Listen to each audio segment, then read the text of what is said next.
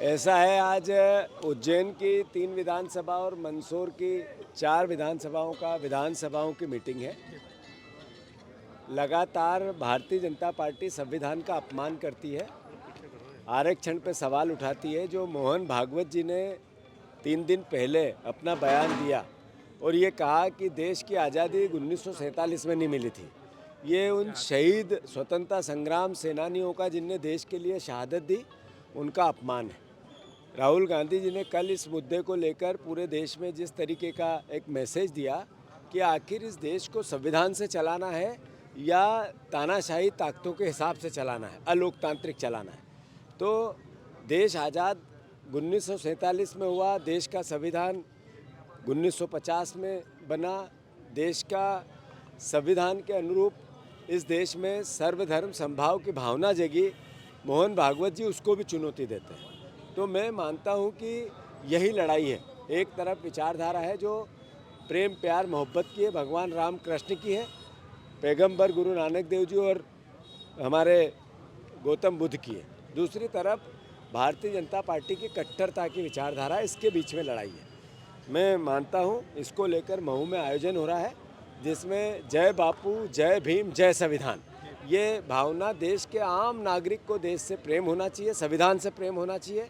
अपने अपने धर्म की जय हो पर संविधान की भी जय हो, ये भावना इस देश में जब तक नहीं बनेगी, मैं मानता हूँ ये देश सैकड़ों लाखों साल तक जो इसकी प्राचीन इतिहास है उसको हम दोहरा नहीं पाएंगे। तो फिर से राहुल जी आ रहे हैं 27 तारीख को महू, हमारे खड़गे जी आ रहे हैं, प्रियंका जी, सारे CWC के मेंबर आ रहे हैं।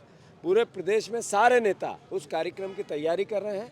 सारे हमारे संभागीय हमने इसके लिए प्रभारी बनाए गए सीनियर नेताओं को। और मैं उज्जैन की जनता को भी आह्वान करने आया हूं कि आप सबको भी प्रार्थना करने आया हूं, कार्यकर्ताओं को जो संविधान से प्यार करता है वो आमंत्रित है उज्जैन महू 27 तारीख को, बाबा साहब अम्बेडकर की जन्मस्थली। इसके लिए मैं आज मेरा आने का औचित्य बना है। पर साथ ही साथ जैसा मैंने कहा कि मुख्यमंत्री उज्जैन के हैं और मोहन यादव जी जब से बने हैं उनको प्यार है कर्ज से, क्राइम से, करप्शन से और कमीशन से। जब से ये मुख्यमंत्री बने आप देखोगे कि सोने के बिस्कुट जंगलों में मिलने लगे हैं। रोज लोक आयुक्त का काम होता है कहीं छापा डालो और केवल एविडेंस मिटा। वो डायरी जिसमें नाम थे कि इतना बड़ा पैसा 2000 करोड़ रुपए इकट्ठे किए सौरभ शर्मा ने, वो डायरी है कहाँ? और वो सौरभ शर्मा कहाँ है जो लोकायुक्त के डर से भाग गया? दुबई में है, हिंदुस्तान में है, नेपाल में है, आखिर है कहाँ वो? तो आज तक 1 महीना हो गया। मोहन यादव जी, आप कृपा करके गांव के नाम बदलने में व्यस्त हो, पर लोगों को जिसके लिए सरकार बनती है उन गाँव के विकास कब करोगे जिनके नाम बदले आपने?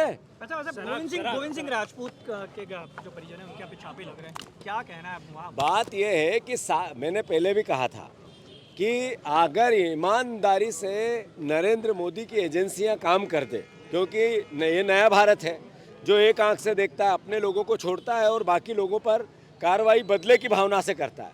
अगर सही तरीके से जांच हो, पूरा मंत्रिमंडल जेल की सलाखों के पीछे होगा। गोविंद राजपूत तो बाहर रह ही नहीं सकता। एक आदमी गायब हो गया, उसकी हत्या का आरोप उसके परिवार वालों ने गोविंद राजपूत पे लगाया। फिर गोविंद राजपूत ने 100 बीघे जमीन 100 करोड़ से ज़्यादा की दान ले ली, वापस कर दी। कहाँ से आया था पता नहीं चला। फिर गोविंद राजपूत, ये सोना सौरभ शर्मा के तार गोविंद राजपूत से जुड़ रहे हैं, परिवहन विभाग से जुड़ रहे हैं। आखिर गोविंद राजपूत बाहर कैसे घूम सकता है? वो तो अभी तक जेल में होना था। शराबबंदी के क्या मायने रखते हैं? ऐसा है, हम आपको याद हो तो आज से 8 महीने पहले आए थे, आप ही लोग थे, आपने कवर किया था। मैंने कहा था मोहन यादव जी, अगर आप में थोड़ी बहुत भी मर्यादा हो तो उज्जैन से शराबबंदी करो। कहा था या नहीं कहा था?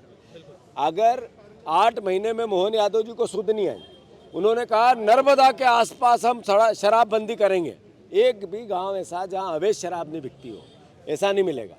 उज्जैन में भी, धार्मिक नगरियों में भी जैसे ही शराबबंदी होगी वैसे ही ये अवैध शराब का कारोबार बढ़ जाएगा। जो सरकार को पैसा जा रहा है वो पैसा जाना बंद हो जाएगा। परिवहन के चेक पोस्ट बंद हो गए पर रुगई चालू है। जो सरकार को जाता था वो बंद है पर नेताओं की जेब भरी जा रही है। ऐसी प्लानिंग मोहन यादव जी की चल रही है।